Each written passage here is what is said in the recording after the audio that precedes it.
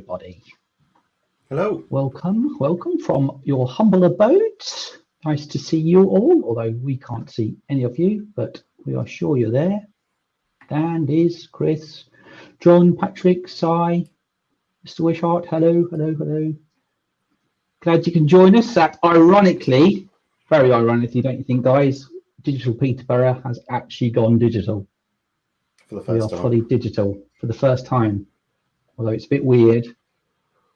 And hopefully it won't be like this all the time, but we miss on having the coffees and stuff. So obviously you can't have your coffee, so grab a coffee and a biscuit, whatever you fancy. And tonight's talks are very apt for the current situation. Don't you guys think that it's funny how we've all kind of adapted to working from home and got used to it in a way? Do you think it's a long-staying thing? Feeling normal, dare I say it?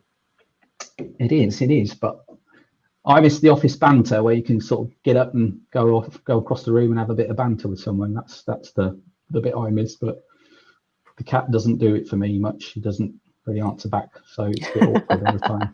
But today's talk, I've got Dan and Lizzie Benton. For those that have been before, welcome back to those new faces. Who's new? And Blue 37, I believe you're new. Hello. Dan, I think we've got a lot of new people in today. Here we are. Patrick S. Hello, Patrick S. Welcome.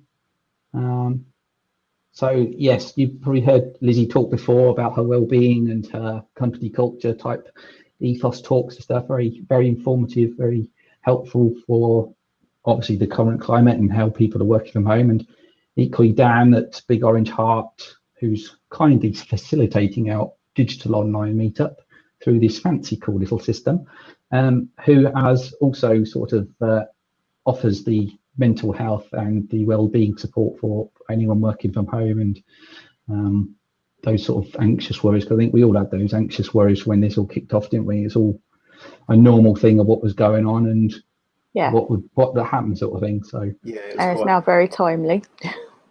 Yes, very appropriate. Weeks where it was all a bit weird, wasn't it? Yeah, I think I just wanted to hide under the duvet and sort of pretend it weren't happening. But then, like I said, you find it weird how you adapt, apart from queuing in the Tesco's and Sainsbury's and stuff. Although I did have to go to Tesco's one morning and Sainsbury's in the afternoon because I got to the delivery spot of a gentleman near my mum and dad, and he said he'd forgotten something, so I had to go back to Sainsbury's. I thought, I've just been fully risking my life going back there, but never mind. Big also welcome to our new sponsor, 20i. They are our web host. You can find all the details on the sponsorship tab of my DPiP website. And also hello to our current sponsors, that long-standing customer sponsors, Marmalade, who do car insurance for learner drivers. Then we've got City Fibre as well, who have been long supporters of DPiP. Very much appreciate their help in helping us get DPiP where it is and helping us with things like STEM Festival and whatever. So they've done really well to help us out. And then there's also Compare the Market, again, who have helped us out massively with the STEM Festival and their support with local digital tech. Anything else we need to mention? STEM Festival, obviously, that was a no-go, sadly. Hopefully next year will be a bit better for us. Yeah, hopefully. It's such a shame that we didn't get to do it because that's always a great day to do it and such fun. And it's just a shame that we couldn't get them all together in one place to do it.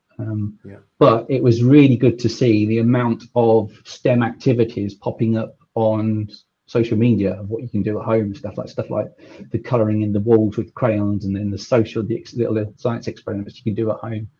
And then we also obviously had a Lego day, which was again cancelled, even though their teams had already started it, which is such a shame again. But they did get their certificates and their medals for taking part. And again, next year, let's hope we can do that. May time, is it? We got it penciled in? Yeah, May 15th. Yeah. May time. Cool. So fingers crossed for that. Obviously, we've been away for all this time because we didn't know what was happening with us. So DPiP was a bit of on the hold. Now things have kind of got our bearings on stuff and how things are, then hopefully we can sort of continue this and going forward and carry on digitally for the time being. But it's good to see you all. I guess we best start. We'll hand you straight over to our first speaker, Dan from Big Orange Heart, who will give you his talk. So thank you for coming. Hello, Dan. Welcome. Thanks for being here. Hi, Dan. Hi, Hey, Dan. thank you so much for inviting me. I appreciate the opportunity to come and join you on the first digital DPiP. Yes, Well, welcome thank you to so our much first for coming. Yeah, indeed. Thanks Much for offering the appreciated. platform for us. Yeah, very Yeah, well. very slick, very slick. Yeah, I really like the platform. I don't know what everyone else is thinking about it, but I'm really liking it. Yeah, Thank you. handy. Yeah, this is a bit of an odd one for me because we're not only am I sitting behind the scenes, making sure things are running as they're meant to, but also presenting. He's pushing all the buttons. I know, you've got to be in two places at once. We're sorry. No, You're the only one that knows what you're doing, though. So good job you're here, really. So yeah, no, I really appreciate this opportunity to come and share this with you and the community. It's a pleasure to be with the DPiP community, and yeah, we would really love to hear feedback and thoughts, both good and bad. You know, we're continually adapting, evolving, and iterating this platform to try and make it fit for purpose for this current climate. indeed. Well, I guess it's over to you now then. Excellent. All yours. The stage is all yours. Thank you See very in a bit, much. folks. Yes, let me just press a few buttons and I'll be with you. Okay, thank you very much. I'm really pleased to be here. And as I say, this is a little bit odd for me because I'm trying to press buttons and present a talk at the same time. But I just want to say, just to start off with, yeah, we are going to be talking about mental health. So I wanted to make it clear that, I appreciate mental health can be a topic, can be a trigger for some individuals. So just wanted to be very clear out of the gate that, this talk will be covering some topics that some may find difficult. So I've been working for myself for around 24 years now, which was a little bit scary when I started to think about that earlier.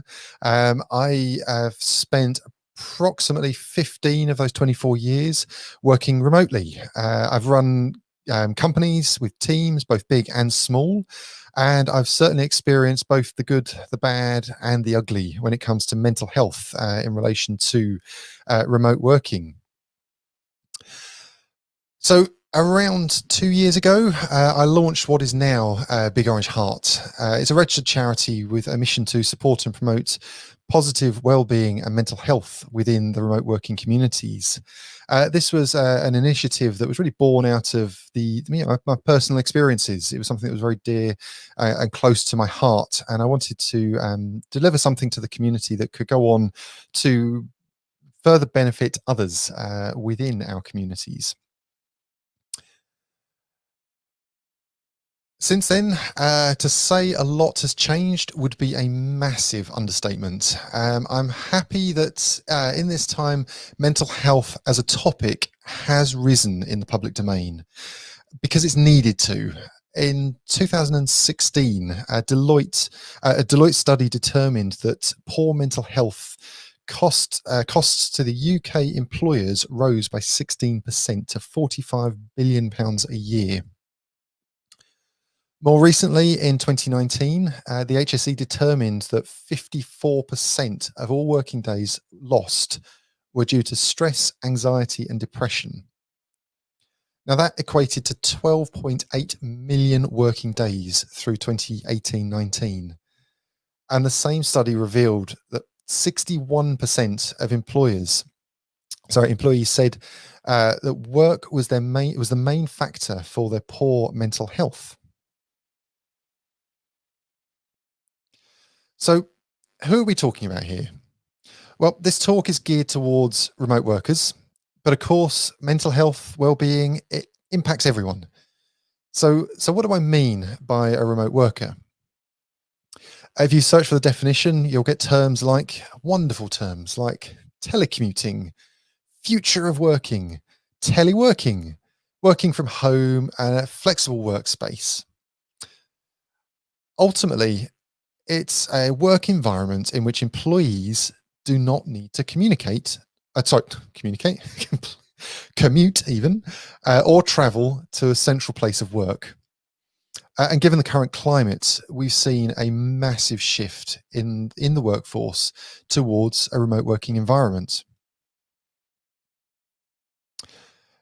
Matt Mullenweg, who is one of the co-founders of the WordPress open source project, wrote an interesting article back in early March titled "Coronavirus and the Remote Work Experiment No One Asked For." If you've not read it, I highly recommend heading over to ma.tt. You'll find the article on there. It's a really interesting read. Matt has run Automatic for many, many years now as a fully distributed company, so has learned an awful lot over the years. So there is a wealth of knowledge to be gained and gathered from the information that Matt is putting out, along with others. The COVID crisis has changed the business landscape, certainly for the foreseeable future. I'm an advocate for remote working, but it's not right for everyone. This shift in the working environment can have a huge impact on our mental health and well-being. So, who is impacted by mental health? In short, it says it right there on the slides, everyone. We all have mental health, just as we all have physical health. And of course, we can experience good just as well as we can the bad. There's no discrimination when it comes to mental health. Right, before we dive into too deep, we need to answer a question. What is mental health? I think of emotional well-being as having the ability to experience all emotions, including anxiety, fear, and guilt. Mental health is a huge label. And what do I mean by that? Well, a lot is covered within this term. Mental health includes emotional, psychological, and social well-being. In other words, the way we think and feel about our emotions, the physical well-being of our bodies, and of course, the social surroundings we find ourselves within. So, what is the impact of mental health? This is it's a difficult question because there's no on or off. There's no right or wrong. There's no one or the other. It's a spectrum. Mental health impacts individuals in different ways, just as physical health does. I may have a fall and come out of it uninjured, whereas someone else may experience a very similar fall and unfortunately become injured. I may be more susceptible to diseases, whereas others may not.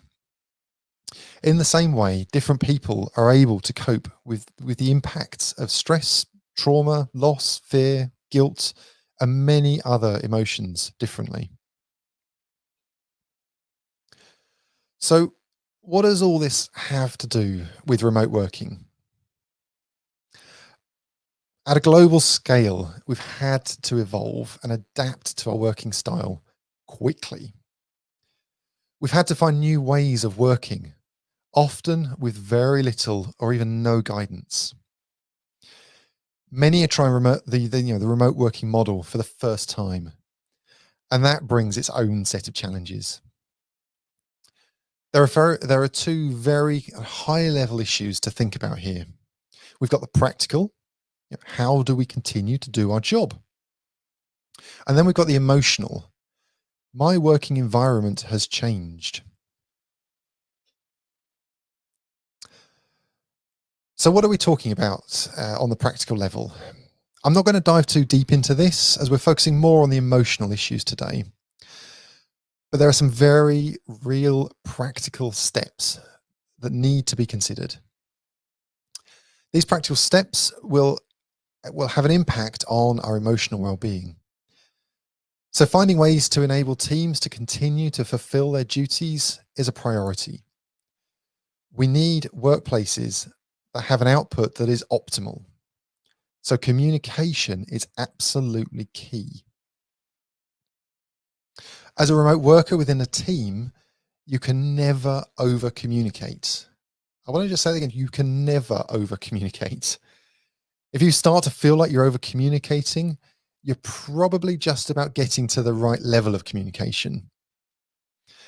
We need to remember that if we've come from an office environment, we've lost so many nuances, levels of communication, and signs for us to pick up on.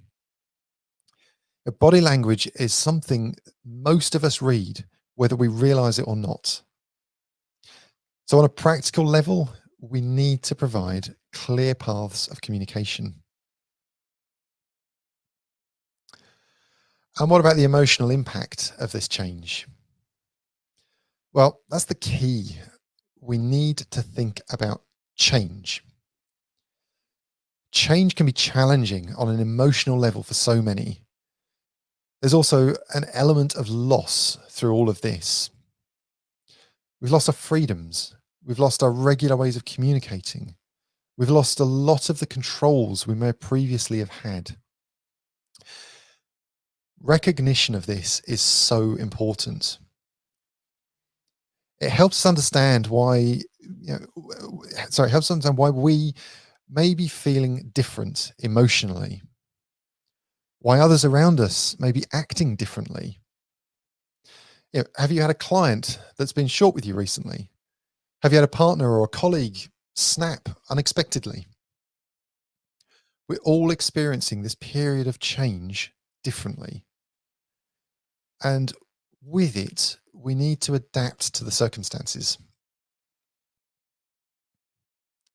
So how can we go about this? What can we do to adapt? Well, it starts with recognition. Recognize that we all have different experiences through this. We all have different tolerance levels to change.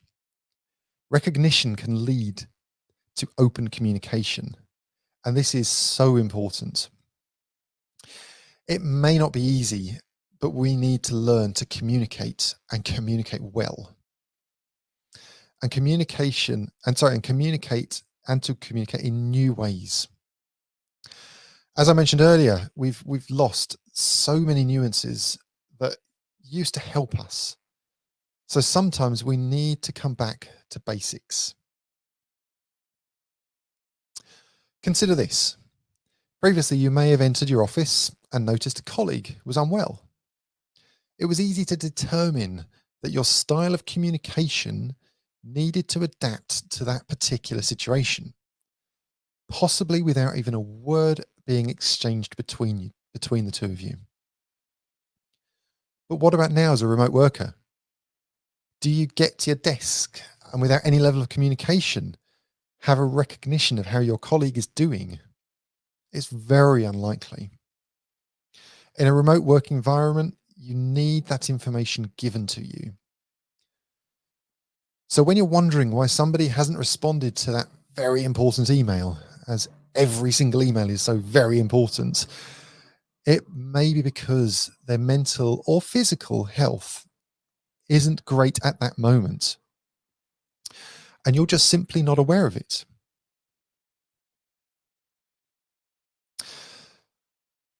So what should we be looking out for? There are many signs of mental ill health. What we should be aware of, both within ourselves and within others. The first thing to be aware of is a change of communication style.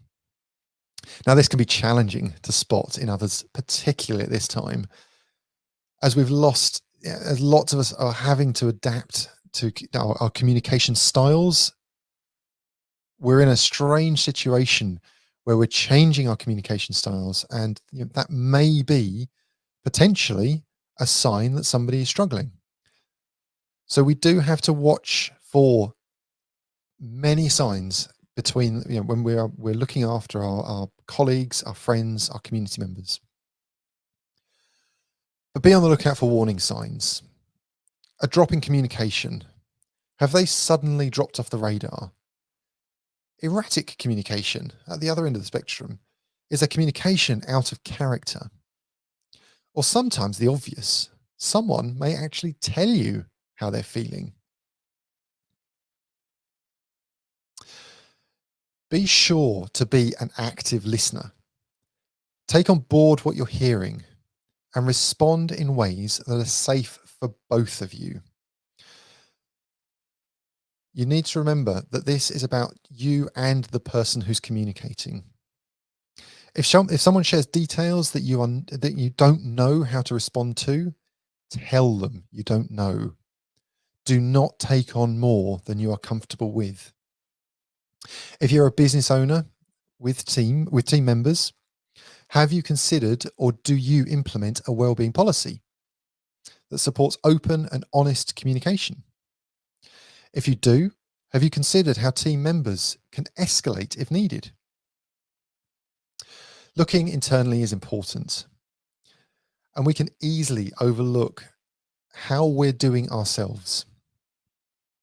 Now, it's okay to not be okay, particularly at this time. Checking in with yourselves is just as important, if not more. This may feel strange, but small steps help. The question, how are you, can allow for free expression. There is an important distinction between the question and a statement like, I hope you're well. The former is an open question. The latter is a leading statement. There's a level of expectation being set with the statement. Both may come from a good place, but one opens up the door, the other shuts it. Take time to ask yourself this question too. How are you?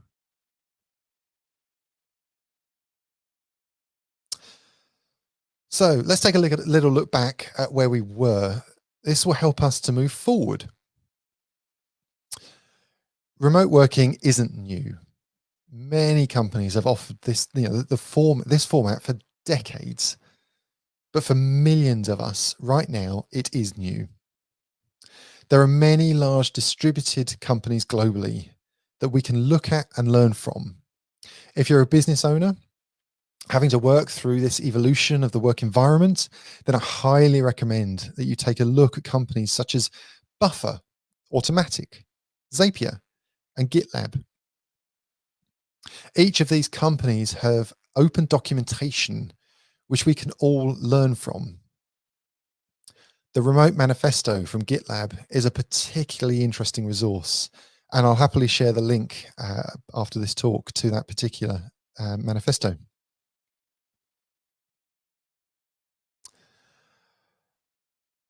And where are we now? We're in a period of transition. From a well-being and mental health perspective, there's a lot to be learned. We need to take proactive steps now to ensure we're in the healthiest place we can be, both mentally and physically. Lots of organizations, charities, and groups, such as Big Orange Heart, are available for you right now. If you have concerns, or even if you don't, be sure to make yourself aware of what is available. So, where are we going?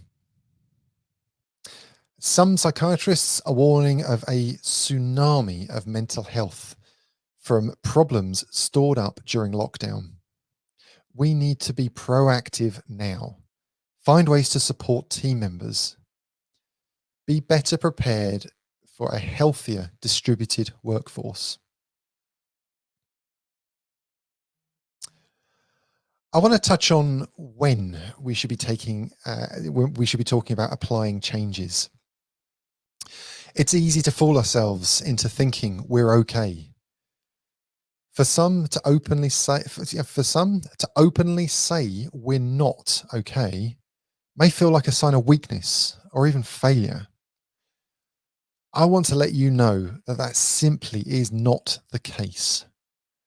Take stock of your emotions and your feelings now. Don't wait until it manifests itself externally. Taking the time to evaluate yourself regularly will allow you to truly know when you need to ask for help. There is nothing wrong with asking for help. I've said it before, but I will say it again and again and again many times. It is okay to not be okay. It's important that we understand the range of feelings and emotions, not just the good ones, but the bad ones too. So when should we consider support? Well, sooner rather than later. And support can mean many things. Connecting with a community is a really positive step.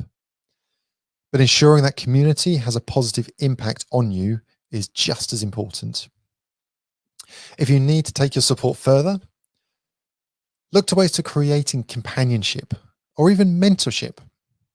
Through Big Orange Heart, we offer life groups, which have been an amazing resource for members at this time.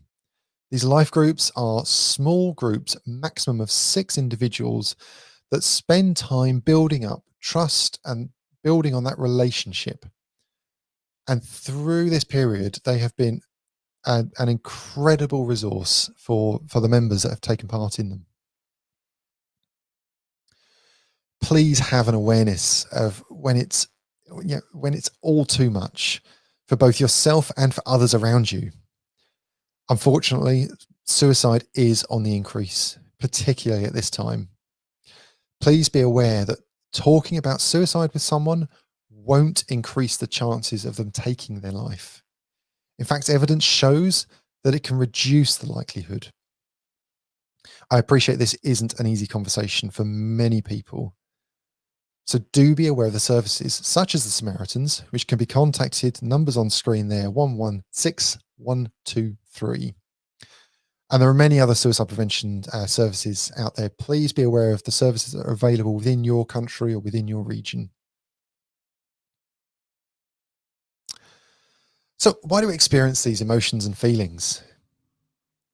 On a basic level, negative emotions are there to alert us that something needs to change and to motivate us to make that change.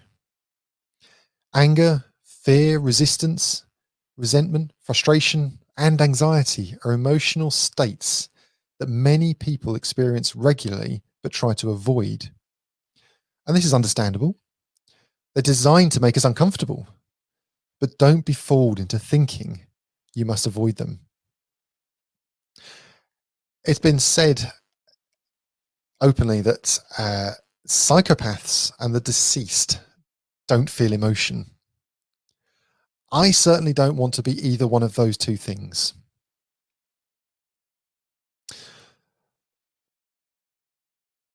So, why are people more susceptible than others? Although researchers don't have an exact answer as to why some people are more prone to mental ill health than others, there's likely more than one factor. Research has implicated everything from physical and chemical differences in the brain to social and environmental risk factors.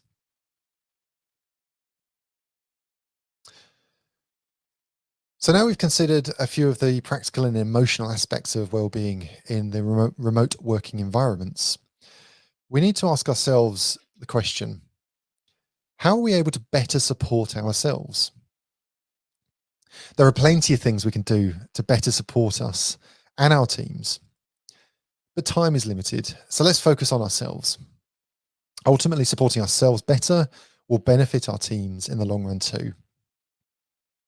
Some key activities that are worth considering, meditation being the first of them. Through meditation, we can take the time needed to pause our brains, clear the distractions, and focus on cleansing our thoughts. There are many techniques, tools, and apps available to support you through your meditation journey. Personally, I find brain.fm beneficial for periods of intense concentration. And the Calm app does a great job of guiding me into my deep sleep at night. But you need to work with tools that work best for you. Journaling is another popular way of clearing our minds. You may want to try starting your day by writing down 3 things you're grateful for. Practicing an attitude of gratitude can be very beneficial for some. Look for wins, no matter how small. For some, making the bed in the morning is enough of a win. Try to never belittle or overlook your wins. And I come back to communication here. Be sure to share in a safe environment how you're feeling. I'm not talking about going out and sharing your deepest, darkest secrets, but looking for a place where you can communicate openly and freely in a safe environment. I can't state how beneficial that can be enough. So, how can we open up conversations around mental health? As I mentioned earlier, open questions are a great start. How are you is a relatively easy opener. But not everyone will respond well to this. So again, actively listen to the response.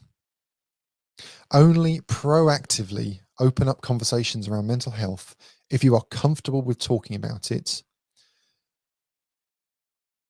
And responding to some particularly difficult issues can come up if you start to open up these conversations. Try to avoid giving advice to individuals.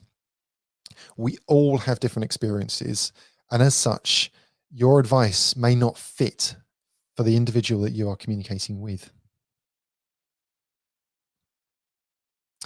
So, to wrap up, this is an intense period of change.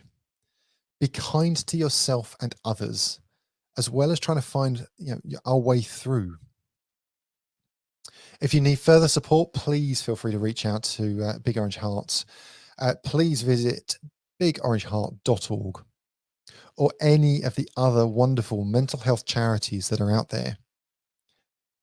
Get involved in community, stay connected, and give yourself permission to feel every emotion.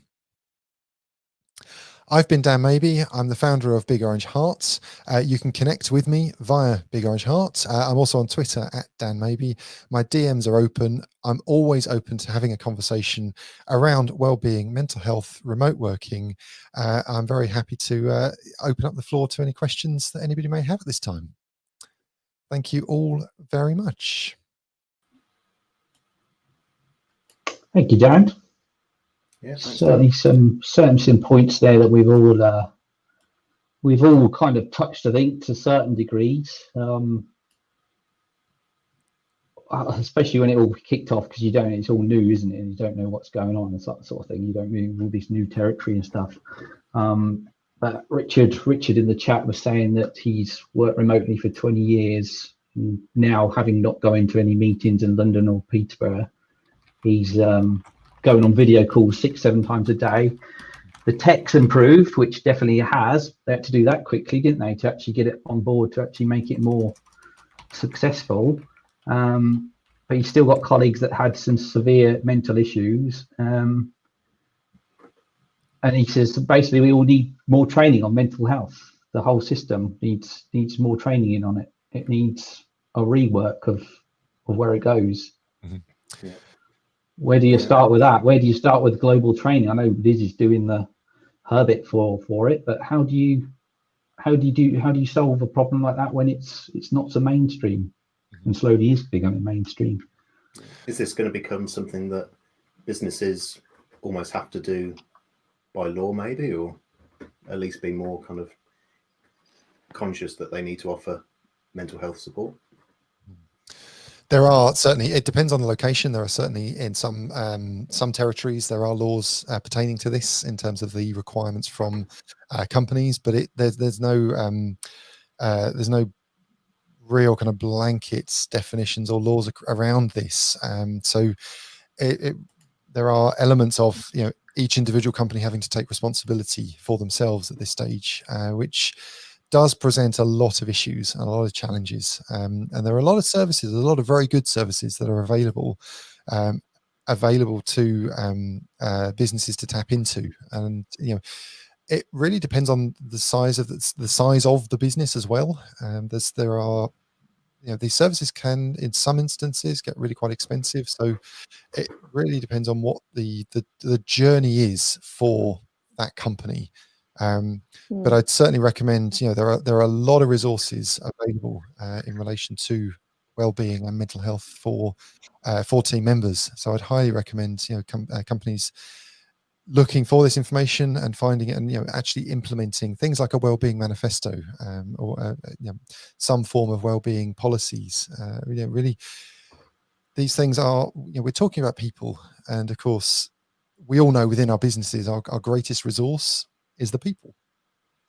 So we want to make sure we're looking after those individuals, and there's a lot of evidence that is demonstrating that looking after the well-being of not just your staff, but actually your staff's significant others or family members can actually end up help productivity from your staff members. So because I guess you are taking home your stress from work as well to your spouse, your family, and you're potentially taking it out on them once you get in that front door.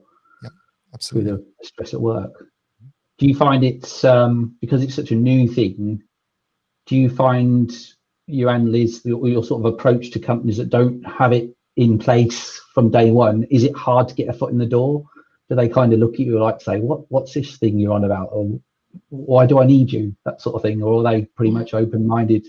Come on in, tell us all about it, because it is new, and I guess some companies still think that it doesn't exist. So is it hard for you guys to get a foot in the door in the first place?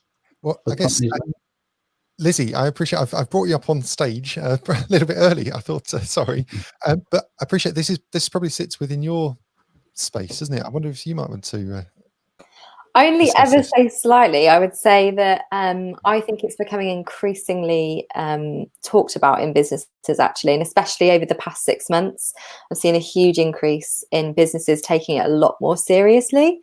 So, for example, some of my clients have taken on third-party mental health support. So they've got for their team a coach that offers them sort of, an hour's counselling session whenever they need it. So I'm seeing it taken a lot more seriously recently. Excellent. That's brilliant. I've got to say, we've had the same experience. I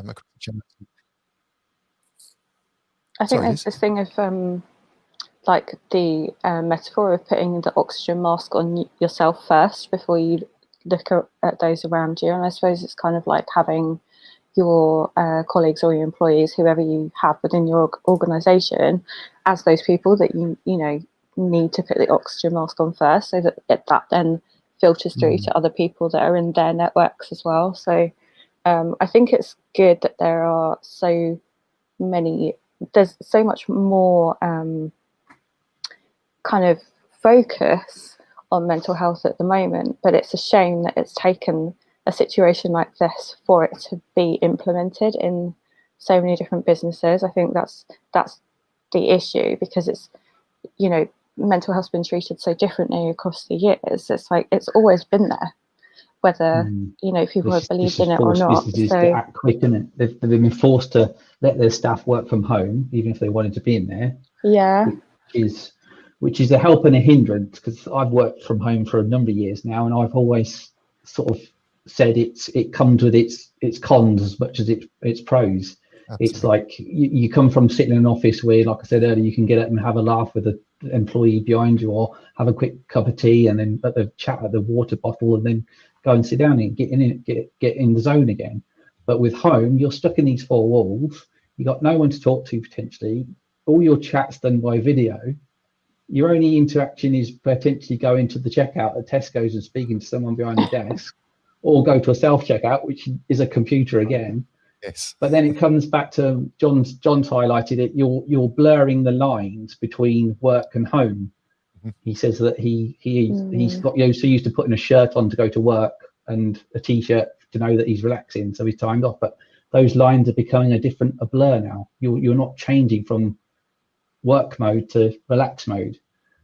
I know there's people saying the tip is that you have a dedicated space at home for your work. That is your office. Once you shut the door, you're in the office. Once you close the door and leave, you're in the home.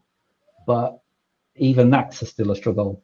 How could people still get around that if it's kind of your locked in syndrome with your own house and the routine? It becomes a routine. That's if people have even got the space at home anyway. Yeah, exactly. Yeah, if you're working at a dining table with kids around you. We actually ran a wellbeing survey into the remote working community recently, and one of the questions that we asked: do you have a dedicated office? Do you have a dedicated desk, or do you simply grab whatever space you have available? And a high percentage of those individuals that responded stated that they didn't have a dedicated space, so they were grabbing whatever space they could within the home. So, trying to find tricks and ways to trick the brain almost, that this is my work time and then this is my personal time. Great tip there. Put a shirt on for the work time, put a t-shirt on for the downtime, because it is, if we were going into the office, then often you would have that change of clothes. You may wear a suit into the office, you may not, of course, but when come home, often we would change into something else or something a bit more informal. So it's a great tip. I even find kind of, sorry Dan, Karen. I just wanted to pick up on actually what Patrick has stated in the chat there, because this is a really important key issue. He said just a bit of caution about asking "How are you?" Though it can be well meant, some people might find this rather intrusive inquiry. Absolutely, and I said within the talk that not everybody will respond well to that question. It's more about the open-endedness and the open-ended element of the open question, because it's really important to try and encourage individuals to open up. If you're noticing that something isn't right, maybe that communication has dropped off, or you do have a slight concern about what's going on. Asking a closed question or even a statement like "I hope you're well," just simply, as I said, you're putting an element of expectation on that response individual.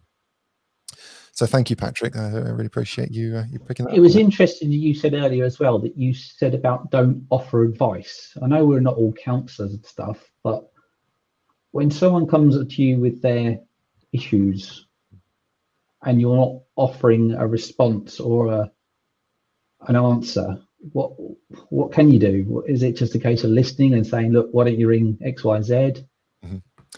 Absolutely. As an example, my nephew, he's 19 and he's having the whole self-esteem, anxiety issues, that sort of thing. He's finding it hard to get a job, that sort of thing. And he's tapped on some of the things that you mentioned in your talk. And it's like, well, what do I say to him? And say, look, this is your first step, because he's 19, he won't listen to me, even though I can see some of the signs. So it's to say not give him advice is like a bit goes against your human nature to advise, doesn't it? In a way. Totally. Yeah. It's this is a very tricky one, because every individual's experience is different, and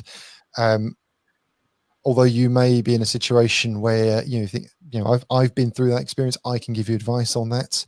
There needs to be a level of is that the case? This individual is 19 years of age. Their life experiences could be very, very different to your life experiences up to the age of 19. And whilst we need to have some level of kind of common sense across this, you can get into very tricky water very, very quickly when you start to give advice. And you'll often find that a lot of individuals that are in a situation where they do have mental ill health, they don't want to fix. They just simply want somebody to talk to. They want somebody to simply listen, and actually being that active listener. That's the real key bit, the active bit, and making sure that you're taking on board everything they're saying, because often there's a lot that's being said in the undertones and the body language and bits that we aren't, we're not physically hearing coming from their mouth.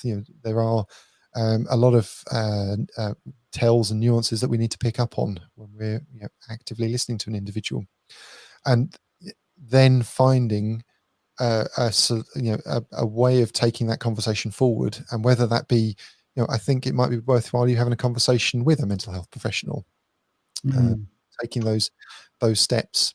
I think we've tried that. It comes to the point where he's sick of listening to it. It's almost like we're nagging him, and he's now switched off to it. It's like, oh, I didn't really mean to go that far, but he's certainly better than he was, because he'd obviously found someone to talk to. But it's just that whole interesting point of you saying don't try and offer advice, which is fair enough, because we're not all experts in the field, so and everyone's different.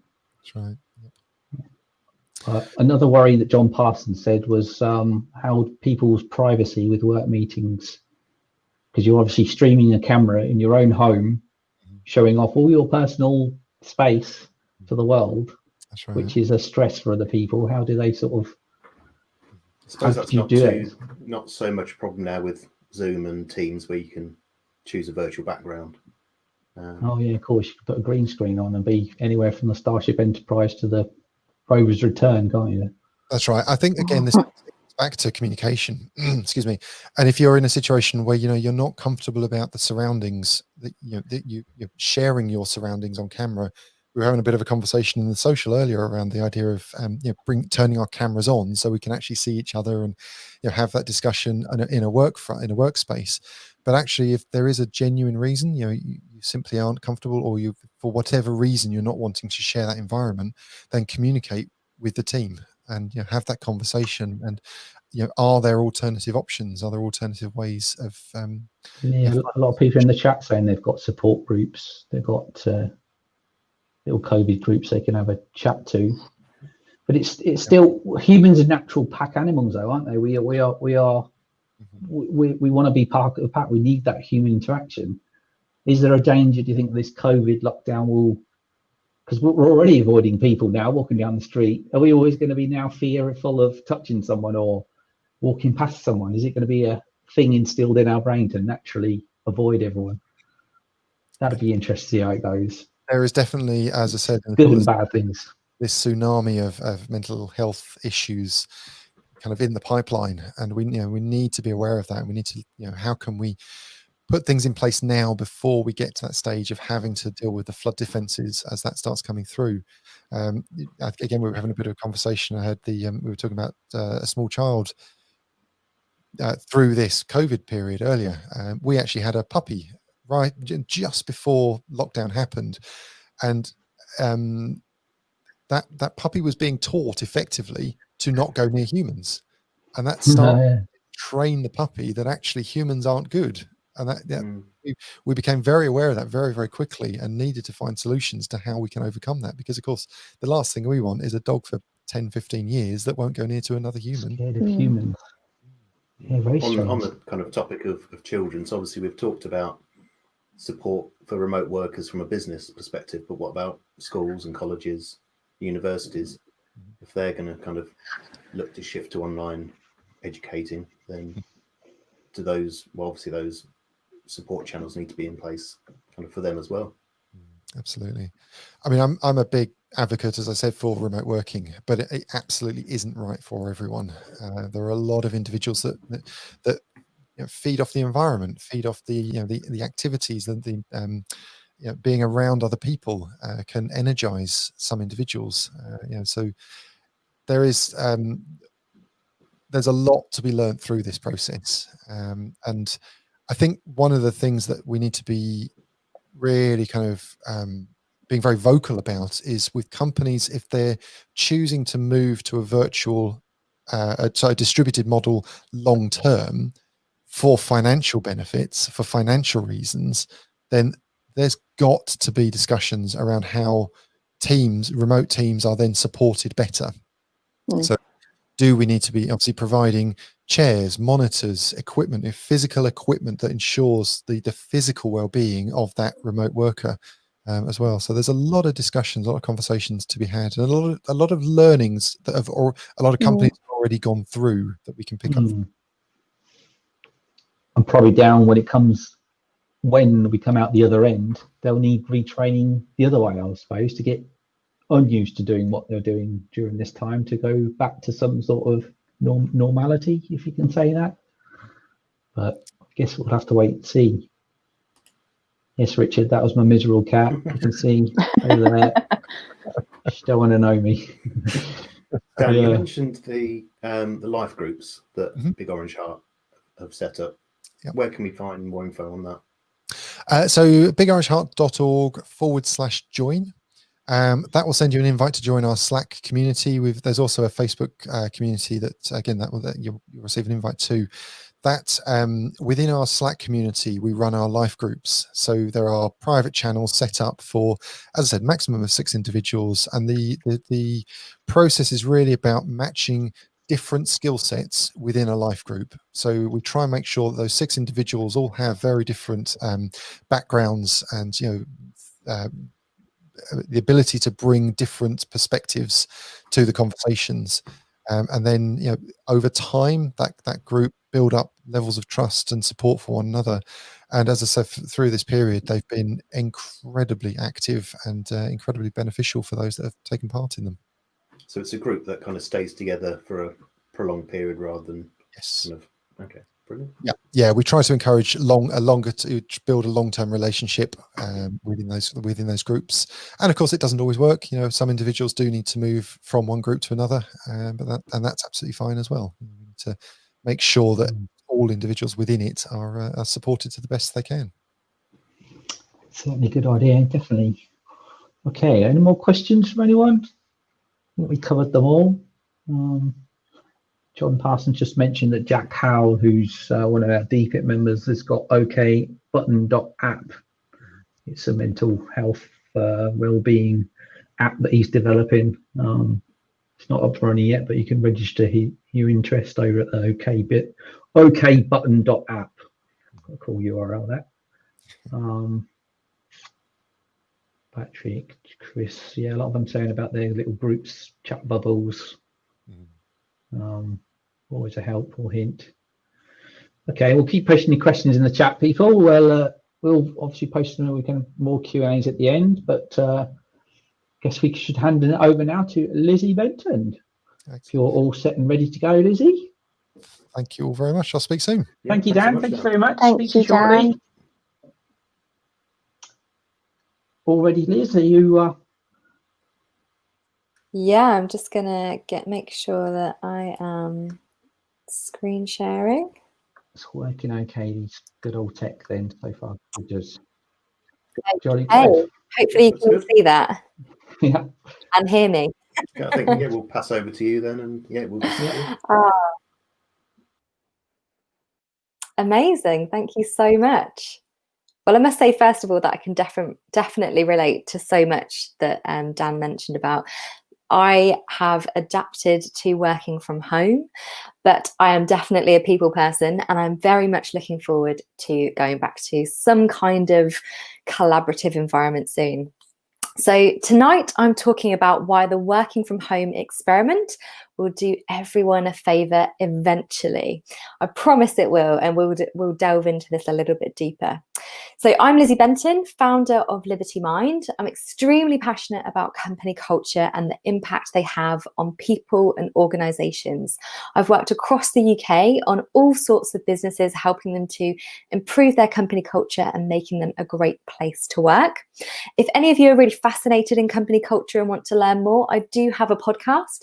If you're a podcast listener, you can find it. It's Make It Thrive, the Company Culture Podcast, and it's on Spotify, Apple Podcasts, Google Podcasts, anywhere you get your podcasting fix. And I've just launched season 6, which is very exciting.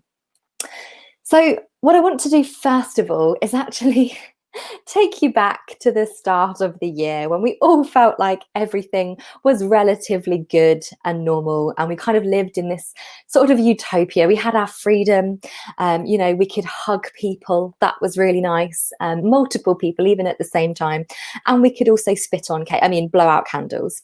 We almost thought that we had it a bit too good. I don't know if anybody else felt the same way. As soon as COVID hit, you were thinking, oh, no. I really don't want anything to change. But the truth is, did we really have it that good?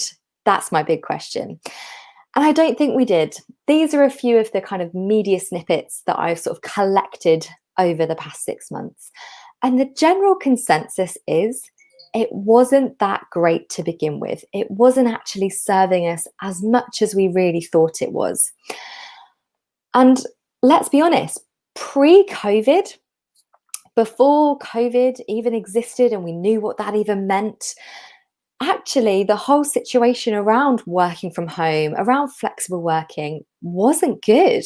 In fact, 5% of UK workers worked from home pre-COVID. And now look at us, we've kind of all been enforced to be working from home. Furthermore, 1 in 3 flexible working requests were turned down in 2019. And even though, you know, requesting flexible working has been a law since 2014, turning those requests down comes all too often. And let's be honest, flexible or remote working was maybe for the chosen few, maybe for managers or people who were trusted. And nothing quite says, I don't trust you, than a denial of flexible or home working. It really was a bit of a poor show. There's also the case of flexibility stigma. This is what socialists call something that happens quite often when people actually opt for some kind of flexible working. Flexible workers have always been at risk of being branded as less ambitious, unreliable, or being seen as creating extra work for others. If you wanted to request any kind of flexible or remote working, it almost appeared to your employers that you didn't really take your job seriously. So we had stigma, we had people getting denied flexible and remote working, and it was very much a kind of chained to your desk situation. Very rare that you could actually be given the opportunity or the ability to work remotely, work from home, any of those situations. So pre-COVID, it really wasn't that great.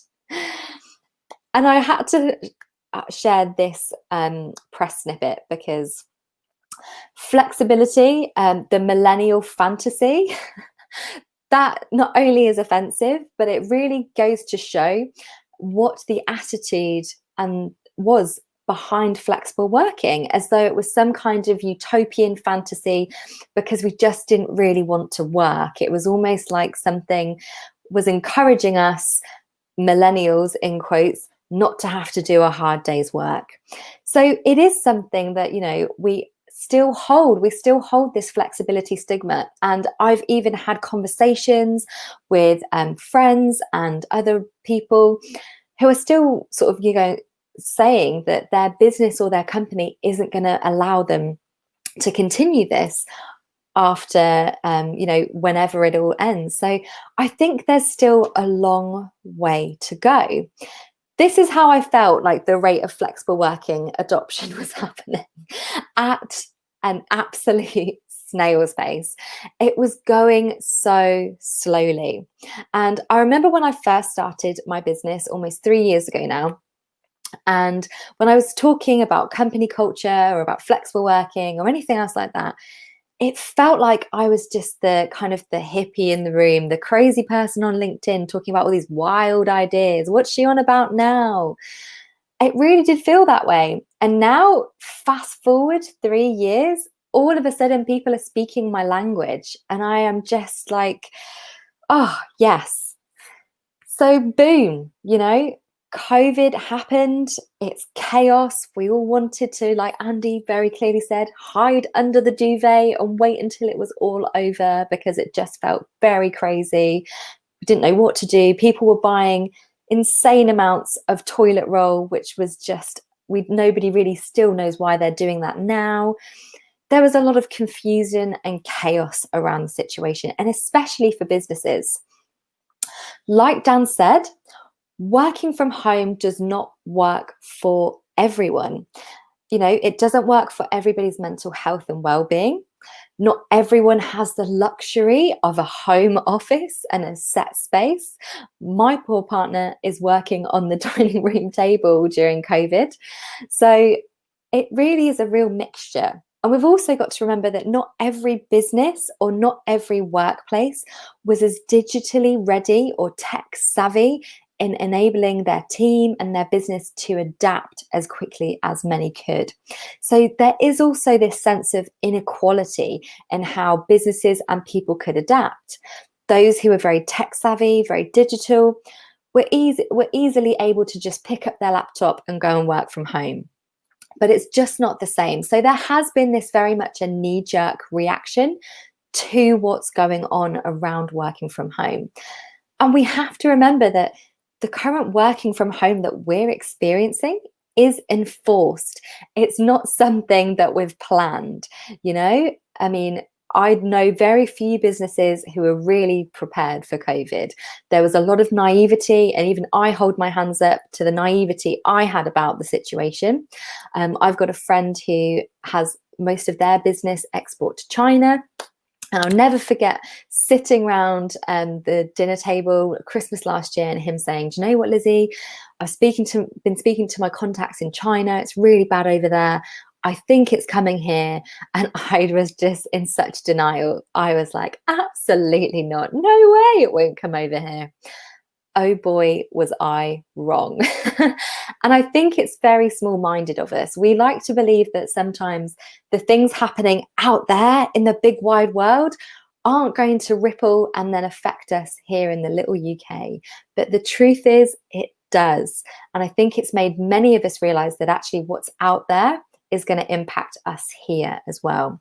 So I just want to put out that disclaimer that actually right now we're in almost like a knee-jerk situation. We're not in a perfectly hybrid or perfect remote working situation. It is enforced. It is difficult. People are trying to work around partners, pets, children, and everything else that goes with that. So it's by far an ideal situation that we really want it to be. The fact is as well, we have so many different types of flexible working. Right now, there's a lot of businesses saying, oh, we're just going to enforce remote working and working from home continuously. This is how we're going to do things. But it doesn't work for everyone. It doesn't work for every business. It doesn't work for every individual. And it certainly doesn't work for every single job type that's out there. Some things just need to be done in person, and some roles can only be fulfilled by physically being in a particular space. Until, you know, AI and virtual reality becomes a really big thing and we're all living in spaceships somewhere on Mars, then we sometimes really need to be in an office or some dedicated space. So there are so many different types of flexible or what I call hybrid working out there. And this is what I'm seeing a lot of people moving towards. You've got things like 4-day weeks, 6-hour days, obviously remote working, results only working environments, and of course the traditional compressed hours. So with so many different types of flexible working emerging, it wouldn't surprise me as we're kind of starting to see a trend as we start to emerge out of this, actually more people building their own type of working operations, not just the traditional 9-to-5 that we have been archaically following for the past 200 years. It's a 200-year-old system, but we're still using it. I don't know anybody else who's doing that, but we love a 9-till-5 here in the UK. And it's something I've started to see a lot more evolve in a lot of European countries, in the Netherlands and Scandinavia. For some reason in the UK, we're really slow at adopting it. And I think there's lots of other emotional intelligence and self-awareness factors within that. There's things like trust, a really big trust problem. Our hierarchical system that we're really used to, that doesn't help us instill trust in our teams. So there's lots of systems that we kind of need to break in order to create a really strong hybrid working model. Post-COVID, I mean, these are some of the things that are really emerging, and this is where it gets really exciting. So 37% of businesses expect to adopt a hybrid form of working post-COVID, which is really exciting.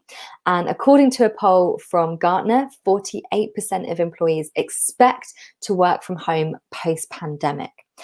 Like I said, I don't think there's going to be any excuses anymore from those businesses. So pre-COVID, we had people going, oh no, you definitely can't work from home. How on earth would you get things done? How would we know you're getting work done?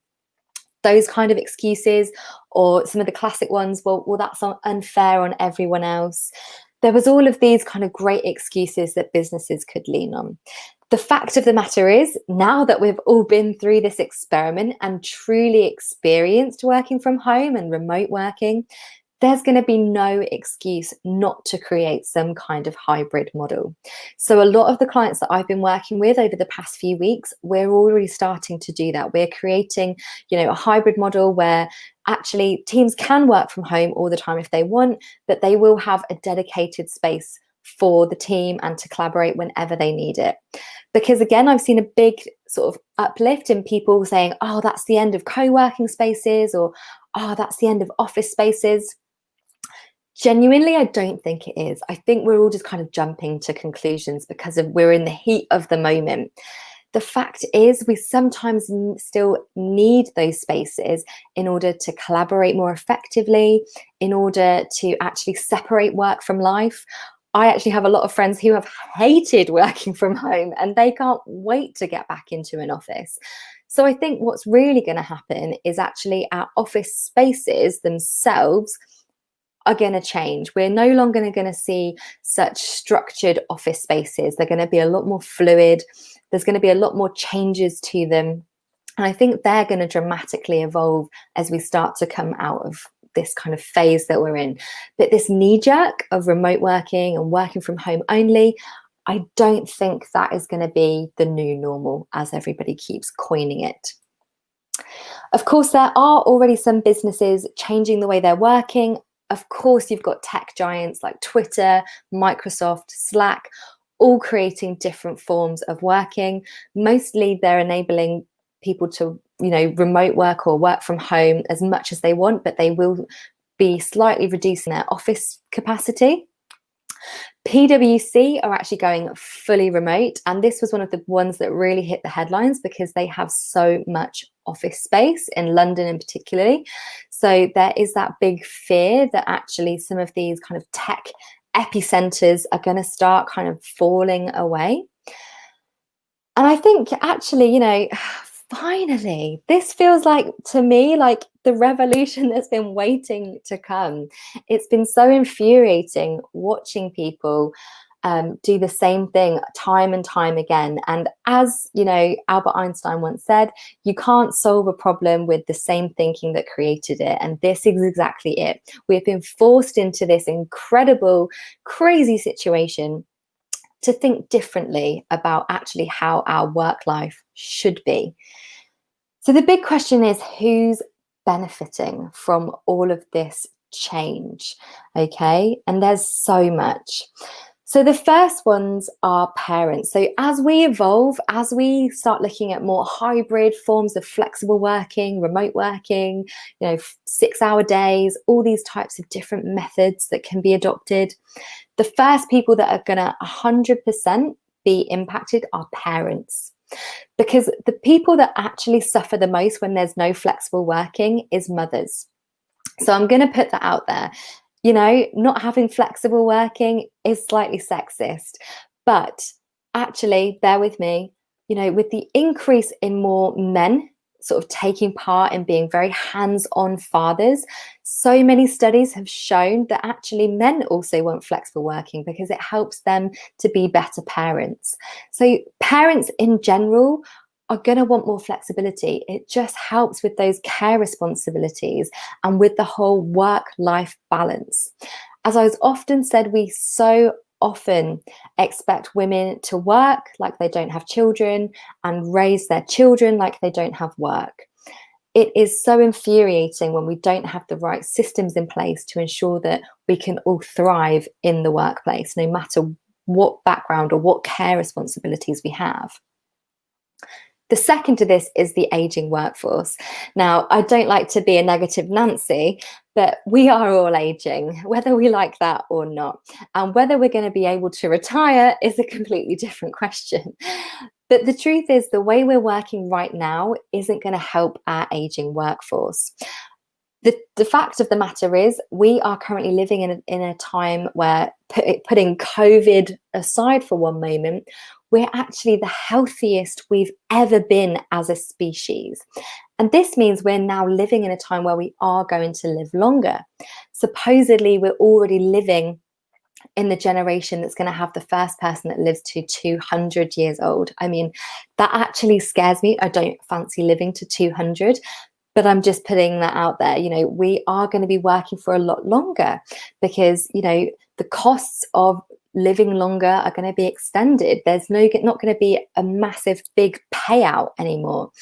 Actually, it's much better to build workplaces and build businesses that can adopt a multi-generational workforce. Those with disabilities are also going to greatly benefit from a flexible or remote working adoption. And this is why most businesses have not even considered how those with disabilities struggle to gain roles within a typical office environment. It's really hard. In fact, studies show that it takes 2 years for someone with a disability to actually get a job because of the lack of roles that are non-flexible working or non-working from home.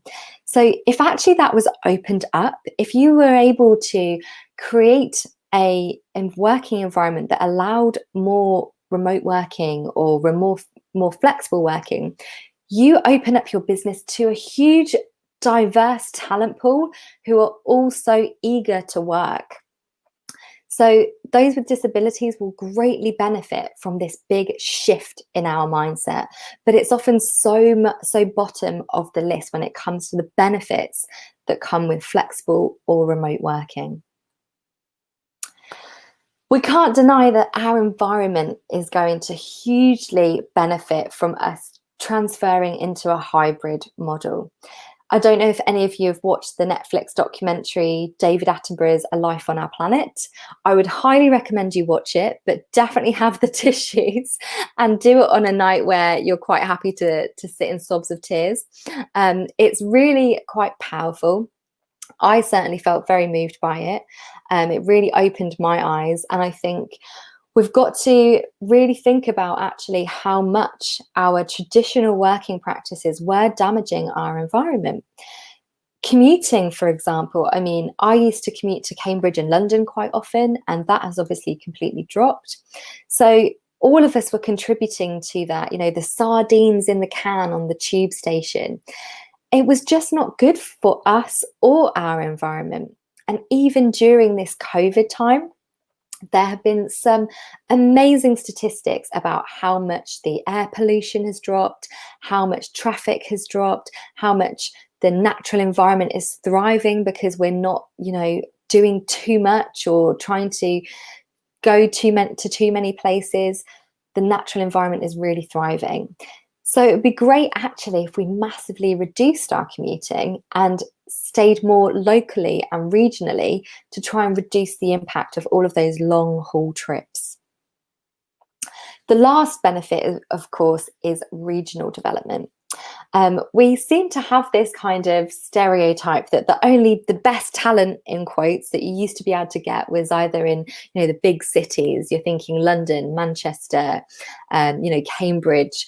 It was so often thought that, oh, you need to actually have your business address there. You need to hire talent there.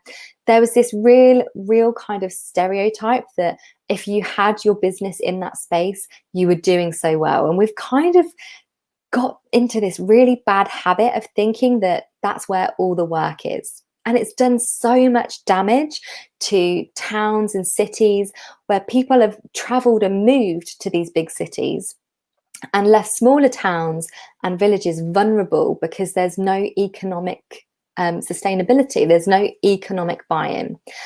Whereas if we all stayed within a regional area, whether that's a town, a village, we can have much more economic diversity. At the moment, it's hugely saturated in so many of the cities, but actually regional development can provide so much more for us. We can, you know, enable that we have lots of jobs for our young people. We can improve our environment in our specific local area. And we can also really benefit from the very area that we are part of. So there are so many benefits, not just to our well-being and not just to businesses, but so many global benefits to taking on a hybrid approach that it almost feels baffling we haven't got to this stage yet. But I won't get on my soapbox too much. It's true, we have just all been part of the biggest workplace experiment, and so much is still yet to change. The traditional 9 to 5, how we're managing remote workers, you know, are we breathing down their necks? Are we trying to control people too much? You know, there are going to be new things emerging that we're going to have to really take stock of. This includes things like virtual leadership. How do we manage people when we're not physically in their environment? How do we make sure we're not micromanaging these people? Because I don't know about you guys, but there's nothing more infuriating than emails and Slack messages and WhatsApp messages and all these other notifications going off. It's just completely reduces your productivity. So there are still many milestones and still many hurdles we need to overcome in order to really achieve a utopian hybrid flexible working model. But it's definitely coming. I feel like we have turned a corner with flexible and remote working. And I feel like, don't get me wrong, COVID and lockdown is really rubbish. Nobody really enjoys it. But I think we can take so much from the experience and really start to think about, how do we want to work and how should we be working? There are so many more things to come in our lifetime. We've got, you know, technology changes. We've got the increase of artificial intelligence. There are so many things that are still yet to disrupt how we work. And that is the fact of it. So one thing I really want to share with you is that, you know, I don't like to trigger people, but COVID was just one experience that we've gone through. There are so many other different types of disruptors that might come in the future. You know, the environment, for one, I know we're all kind of ignoring it slightly at the moment and kind of going, oh, climate change, that will happen to another generation or that will happen to someone else. But it is happening, and it could massively disrupt even the way we're working now. So there are still things to come, and what we have to do is learn from them and think about how we can continue to embrace change. Because the more we do that, the more agile we are to the next thing and the next thing and the next thing that comes. And we can build something that is much more resilient to the changes that we go through. Because one thing is for certain, the way we were working, you know, 10 months ago, just wasn't really fit for purpose. Many people thought it was fit for purpose, but it wasn't. It wasn't fit for innovation, creativity, diversity and inclusion. There was so many gaps in it. And now we've got this amazing opportunity to shape something that is much more future-proof. So that is everything from me. Thank you so much for listening to me. I hope I've not triggered you too much with the fact that more change might come, but instead opened up your mind to the exciting possibilities of hybrid working.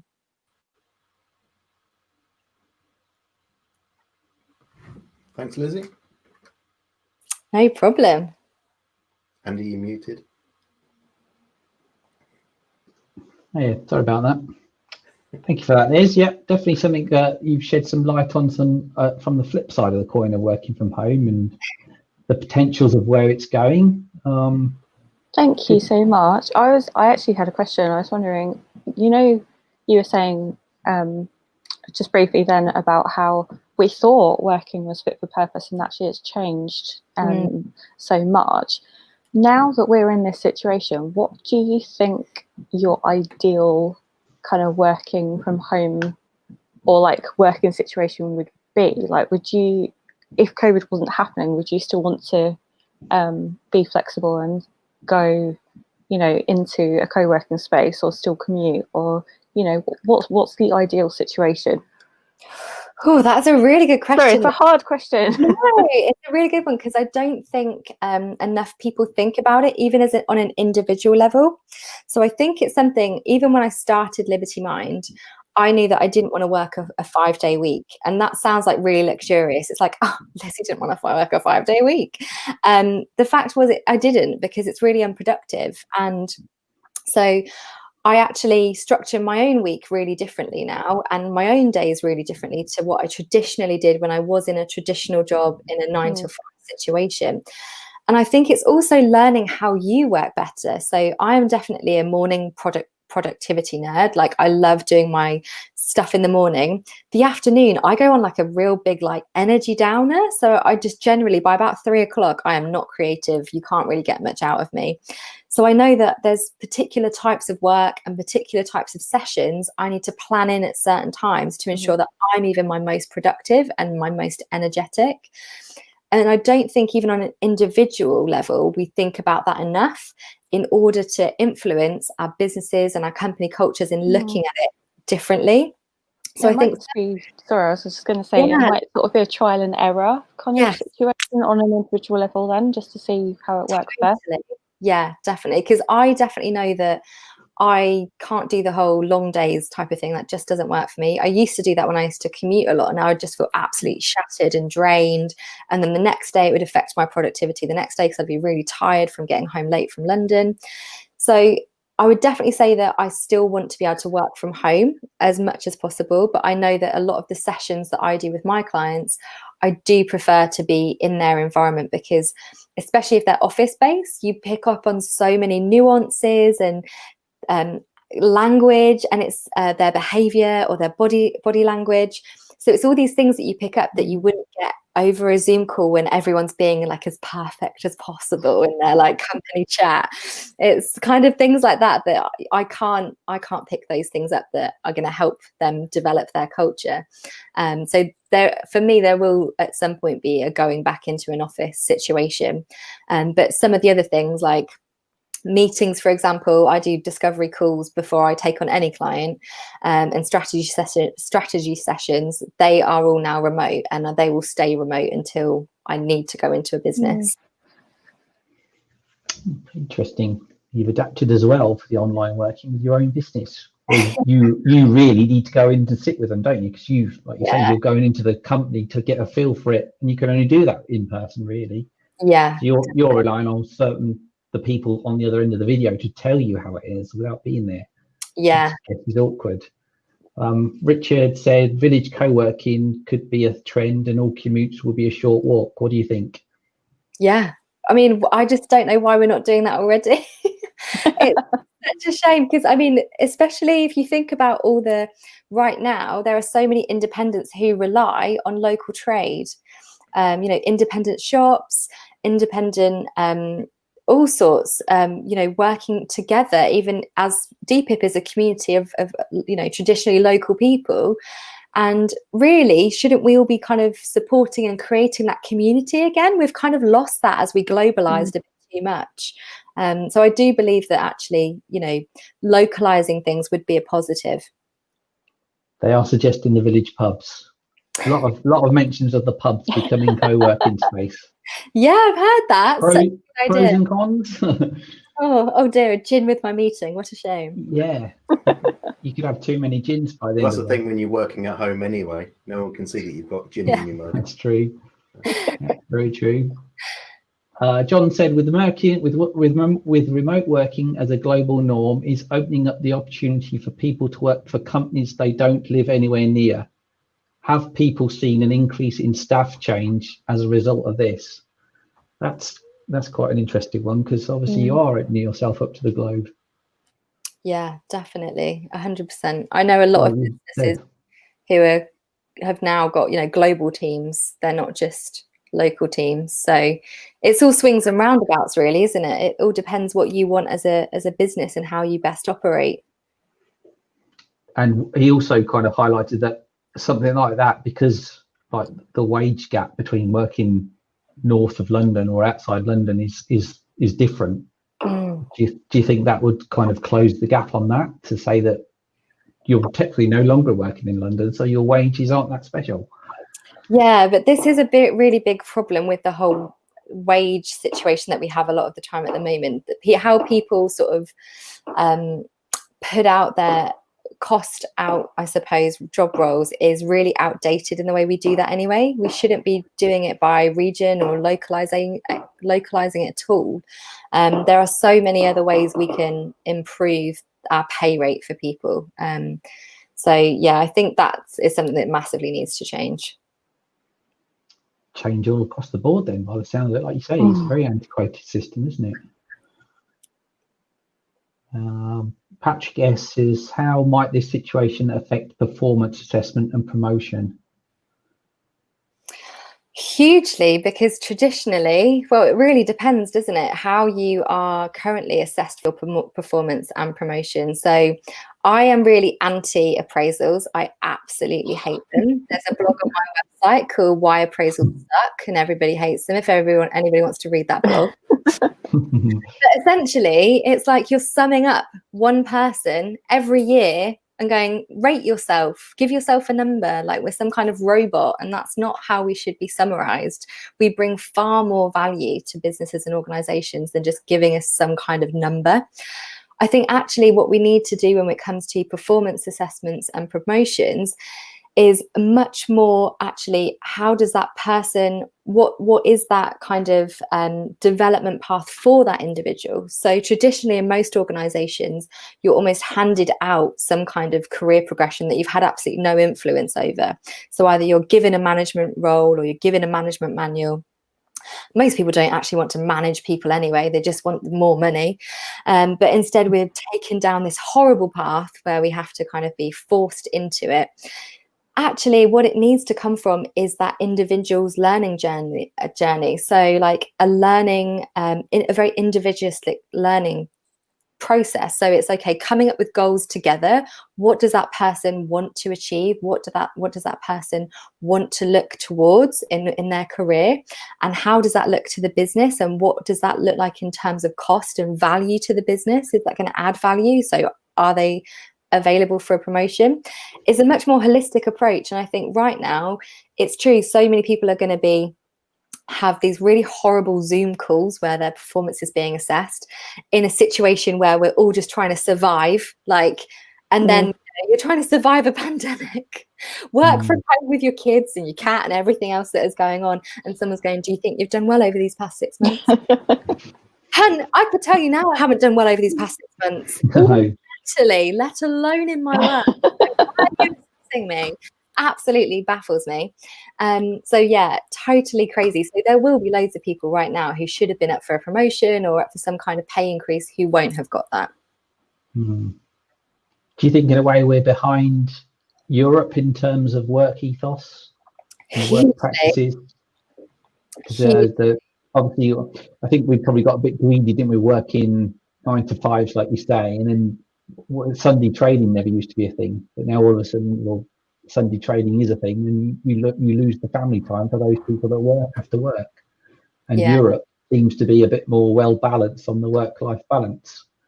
100%.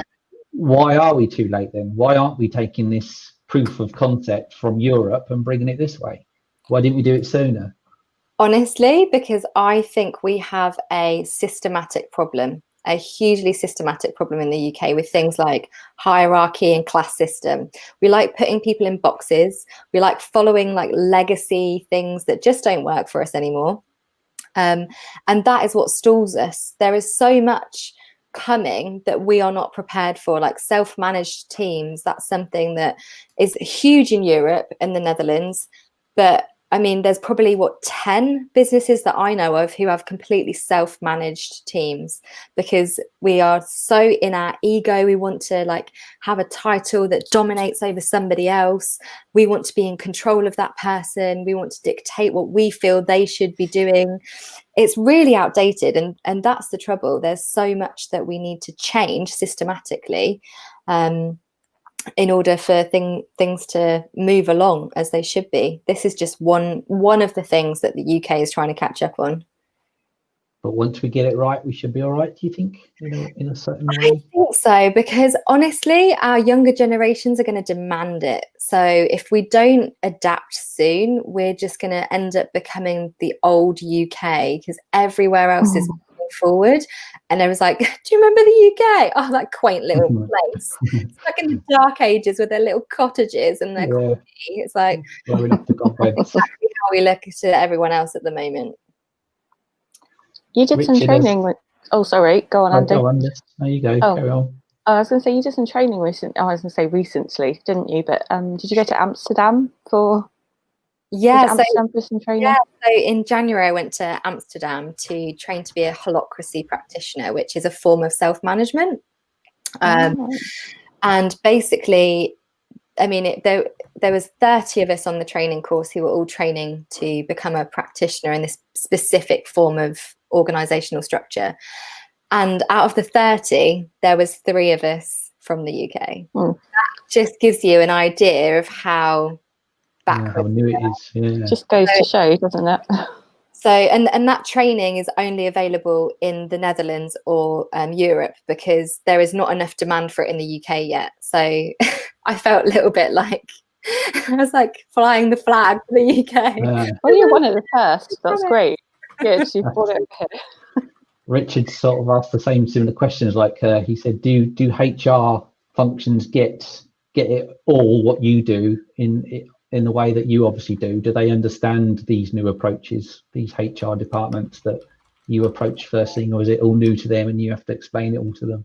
Yeah, it's still very much at the stage where it feels like I'm explaining things to people, which is quite frustrating. Like I said in the talk, I mean, 3 years ago when I started this business, I did just look like the hippie on LinkedIn, and I probably still do now and again. But it is really hard because there are things that are so systematically instilled in us. And I think HR sometimes, from what I've seen recently, they're either too caught up in the admin of like doing people's holiday and sick pay and whatever else they're trying to kind of like the admin stuff. On the other end of that, you've got kind of what I call new age HR people who almost see HR and employee engagement as like this PR thing. Where they're trying to promote what a great place to work they are, and kind of lifting employees up, going, look what we did for this person. That to me is a PR stunt. Like if you're a great place to work, you don't need to shout about it. People just know. That's what I call like the social media culture. It's kind of like that's not the actual workplace culture. So they are still taking time to catch up, because much of it is still very outdated in the HR realm. Chris said earlier that a lot of companies have health and safety officers, but they don't have any kind of mental health and well-being type officers. Maybe it seems like a role that someone in HR should be having and should be doing going forward. It should be a role for someone to do. But I guess we can only see as it comes out. Yeah, as well, I think the whole human resources things need to change. I mean, even the word human resources sounds like a Matrix human farm to me. Like when you think of that, I literally think of the Matrix and the human farm. Like, oh, where are we going to get our resources from next? Which human are we going to suck dry? It's kind of like, it's so outdated. So even the title and the role itself needs to change, because most people don't trust a HR person. They think, if I talk to that person, are they going to then talk to this person? And then is what I'm sharing with them going to become this big thing? And then am I going to be at risk of being, losing my job, or being given less hours, or being given less work because they think I'm stressed? So it's like, it's got this really bad kind of reputation in businesses as well. So I think even the role of HR massively needs to change. Interesting. So yeah, I guess you can't tell whether it's going to be impartial or not if they know everyone in the business anyway. Yeah. Oh, strange. Any more questions? Scott said he would like a 4-day week. Yeah.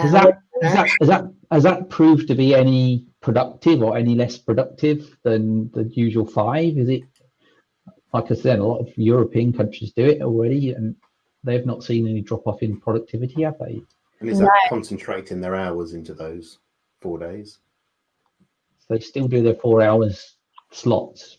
So they're not doing any less work, and they're not being affected by it because they're not going in full 5 days. So it is proof of concept, and it does work. Yeah, definitely. From a lot. Hope yet, Scott. Yeah, There's a really good book I highly recommend if anyone is interested in doing a 4-day week and running it by their company. There's a book called Shorter, How a 4-Day Week Will Revolutionize Your Company, by Alex Sujong Kim Pang. I also interviewed him on my podcast as well about the 4-day week. So his book is really, really insightful if you're kind of like trying to maybe kind of test the waters with anybody in your company and just say, oh, could we trial this out? Because what's the worst that could happen if you trial it? It doesn't work. And then you try something else. Like, that is the worst that could happen. So it's worse off not trialing something than you are trialing something. You'll learn so much so quickly about the way your business operates, about how people communicate, because during that trial period, so much comes up that you maybe didn't even realize was broken in the normal working 9 to 5. When you turn things on its head, people have to think really quickly and have to speak up really quickly about what's not working. So a trial will only do you good. Trial and error and see how it goes then. Chris says we'll see how it affects universities, because obviously places like that can't always do the digital stuff.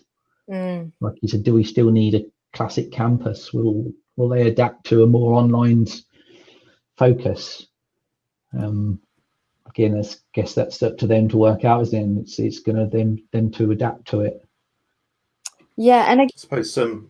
Sorry, no, you Jeff, you go. I was going to say, I suppose you've got some kind of courses where you do need to be there physically, but there's already a lot of online learning for most things. So yeah.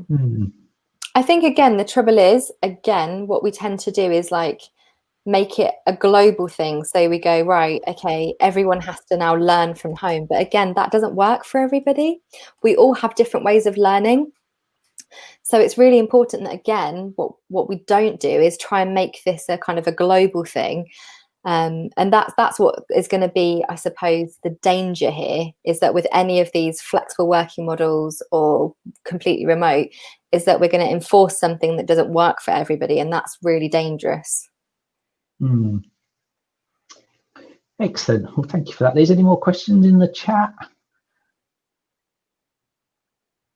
Open University, that's a good point, Richard. Yeah, that's been online for years, isn't it, the Open University? Yeah. I suppose one thing around kind of universities and colleges, and I suppose businesses in general anyway, where they've got premises, if they're kind of straddling that hybrid way of working at the moment, they've still got that outlay of the business costs, and then they've got the overhead of trying to manage remote teams as well. Whether kind of an all or nothing approach would be better financially for them. Guess we'll see how they adapt and how things pan out then. I mean, any hot tips for this next upcoming, I suppose Dan can help with this as well, this next upcoming lockdown? Any hot tips that we could I would say mix it up. That's what I get cabin fever really easily, and I've just come up with something for myself today, because I was thinking, how am I going to survive this lockdown? So I've decided to do Wednesdays as Why Not Wednesday. I'm going to do something totally random on a Wednesday. It could be have cake for breakfast, it could be anything. So wow. I would say mix it up just to make. Did you say why no Wednesday? We just drink wine. It might turn into that. Interesting. But yeah, why not Wednesday, just to mix it up, and I'd probably say have a routine as well, because I think boredom is really dangerous at this time. Have a really good routine. I think it's very easy to get into kind of lethargy and fatigue, isn't it? If you need to keep some sort of momentum. Yeah. Otherwise you can end up not doing anything. So 100%. Got a question from Patrick. So do you think expectations regarding job satisfaction have changed? Hugely, yeah. I mean, I think in regards to our job satisfaction, I think we're a lot more purpose driven than we used to be. I don't think we're no longer just chasing the money. I think the expectation of actually a work-life balance is massively increased. You know, generations ago, people just worked for the money and then job hop in the same role just to get more money, and that would be the be all and end all. Or they would stay in the same role and company for 40 odd years. I mean, that was, you know, well known back in the day. Get a gold watch.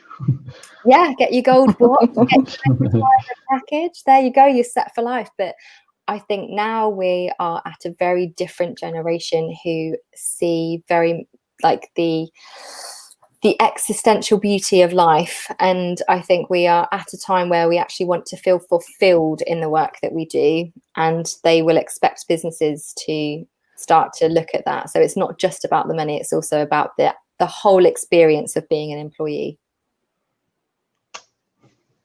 Change is afoot.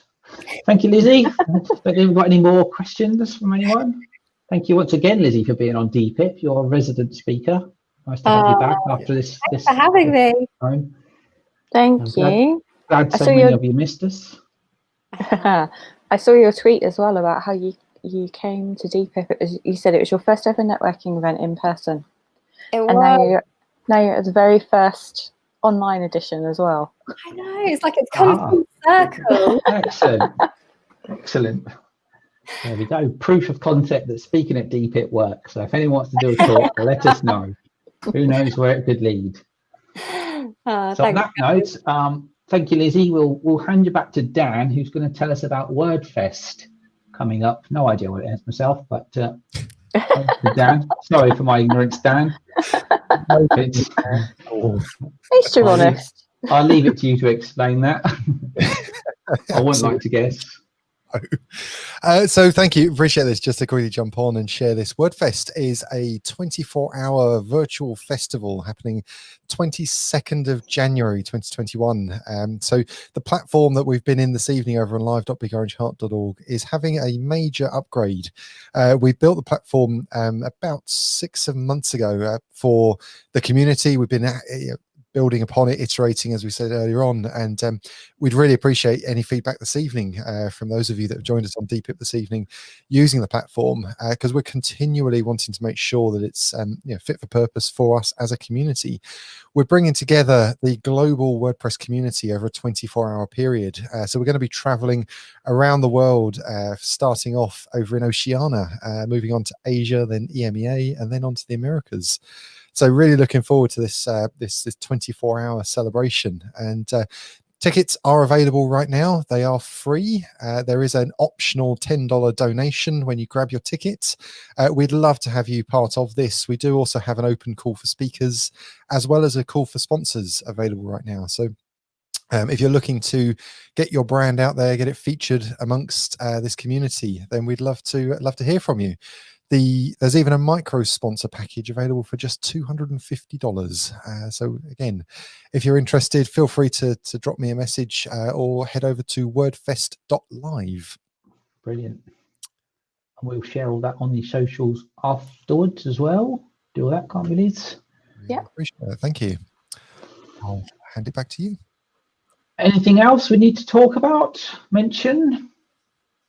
Do you think? I was going to say, if you join us next month, we might be doing a quiz, which yes. Andy might be doing for us. Not that he knows that yet. No, I don't know that yet. So anyone wants to do a quiz, let us know. Did we do one last year, didn't we? Do you have to get a little waistcoat or something? We did one last year, didn't we? We found some cheaters in the room. Someone was cheating in the room, so there will be no cheating. And how do we know people won't be Googling the answers? Okay, that'll be the rule. No Google allowed. Well, maybe they'll have to answer within a certain time frame, within 10 seconds or something, so they can't. Yeah. Yeah, cool. Okay, we'll call it a wrap. We did good for time in there. There's no tearing down banners, no rolling up the screen, no coffee cups to put away. So thank you all for joining us. Thank you to Dan and Liz for the talk. If you want to head over to, by all means, head over to the social tab on your browser. That you can create a table and mix between tables and chat to everyone. We'll be there for a bit. Grab a coffee, and thanks once again for being here, and shout if you have any questions or feedback is much appreciated of this new digital venture into digital people online. So thanks yes, we've again. got a link somewhere, haven't we? Is that just come on the screen? Yeah. The feedback link. We'll post Brilliant. it again Thank in you. the socials. So Fabulous.